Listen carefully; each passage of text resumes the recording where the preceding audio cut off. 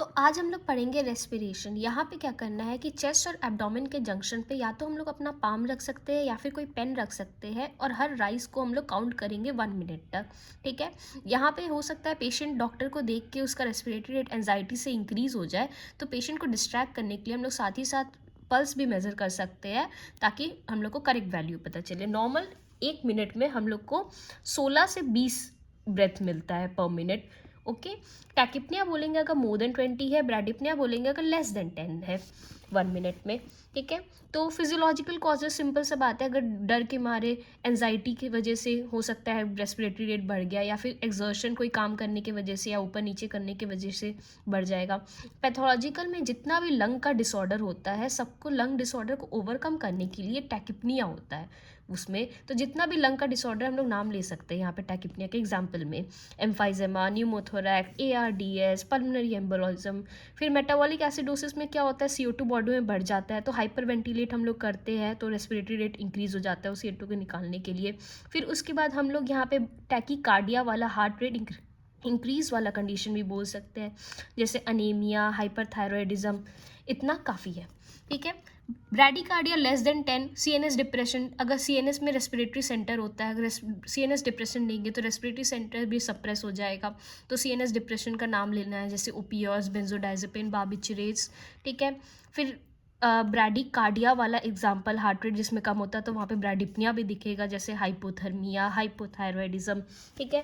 फिर muscles of respiration पूछा जाता है। इंस्पिरेशन में मेन मसल हम लोग को याद रखना है, इंस्पिरेशन है तो यहाँ पे इंटरनल इंटरकॉस्टल ऐसे नहीं बोलना है, हम लोग को बोलना है एक्सटर्नल। इंस्पिरेशन में एक्सटर्नल इंटरकॉस्टल मसल का इन्वॉल्वमेंट होता है और साथ में डायफ्राम का होता है। साथ ही साथ ये एसेसरी मसल का हम लोग को नाम देखना है, serratus anterior, sternocleidomastoid, scalenus anterior, pectoralis and trapezius.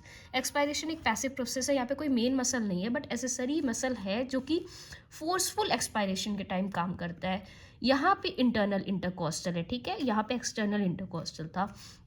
फिर एब्डोमिनल मसल्स आ जाता है, क्वाड्रेटस लंबोरम, लैटिसमस डोर्साई, जितना याद हो पाए याद करने का। ठीक है। फिर टाइप्स ऑफ रेस्पिरेशन में हम लोग क्या करेंगे, हम लोग अपना एक हाथ पेशेंट के चेस्ट पे रखेंगे, दूसरा हम लोग एब्डोमेन पे रखेंगे। जो हाथ ज़्यादा प्रोमिनेंट होगा ब्रीदिंग के दौरान, उससे हम लोग टाइप्स पता करेंगे।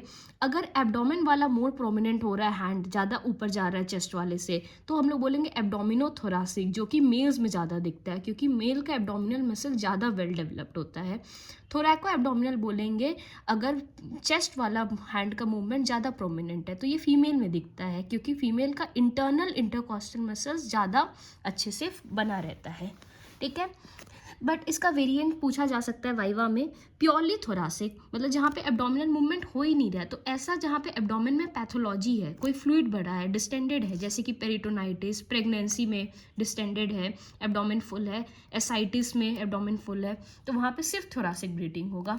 और प्योरली एब्डोमिनल बोलेंगे जब चेस्ट का कोई पैथोलॉजी है, जैसे कि प्लूराइटिक चेस्ट पेन है, तो चेस्ट पेन की वजह से पेशेंट को चेस्ट से वो सांस लेने का हिम्मत ही नहीं करेगा और पेट से ही जनरली लेगा। ठीक है। या तो डिफेक्टिव चेस्ट वाले, या फिर रेस्पिरेटरी मसल का अगर पैरालिसिस हो गया है तो चेस्ट से तो ब्रीदिंग ले कर ही नहीं पाएगा। ठीक है। तो वहाँ पे एब्डोमेन ज़्यादा प्रोमिनेंट है। ठीक है। फिर एबनॉर्मल ब्रीदिंग ऑफ पैटर्न हम लोग देखेंगे। ठीक है। सबसे पहले हम लोग को देखना है कि यूपनिया, जो कि normal breathing rate and pattern होता है, वो ऐसा होता है। टैकिपनिया बोलेंगे जब रेस्पिरेटरी रेट इंक्रीज हो जाता है, तो ये देखिए ग्राफ पास आ गया है। ब्रैडिपनिया बोलेंगे जब रेस्पिरेटरी रेट डिक्रीज हो जाता है। एपनिया मतलब एकदम सिंगल स्ट्रेट लाइन, मतलब ब्रीदिंग हो ही नहीं रहा है, absence of breathing.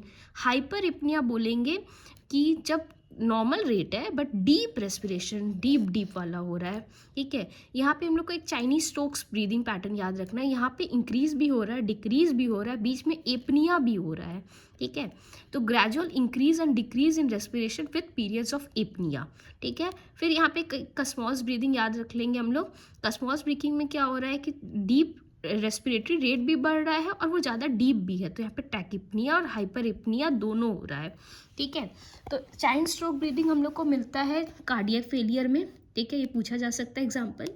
Cardiac failure mostly left ventricular failure, या फिर इंट्राक्रेनियल प्रेशर बढ़ा हुआ है, या फिर कोई ब्रेन स्टेम लीजन यानी CNS का पैथोलॉजी या हार्ट के पैथोलॉजी में हम लोग को चाइल्ड स्ट्रोक ब्रीदिंग मिलता है। और कसमॉल तो हम लोग जानते ही, डायबिटिक कीटोएसिडोसिस, मेटाबॉलिक एसिडोसिस या रेनल फेलियर की वजह से होता है। ठीक है। एक बहुत इंपॉर्टेंट है कि यहाँ पे पर्स लिप ब्रीदिंग, पेशेंट अपना लिप्स को ऐसे करके ऐसे करके सांस लेगा, ठीक है। तो ये जनरली पूछा जाता है वाइवा में, ये COPD में दिखता है और इसका पर्पस ये रीड कर लेने का।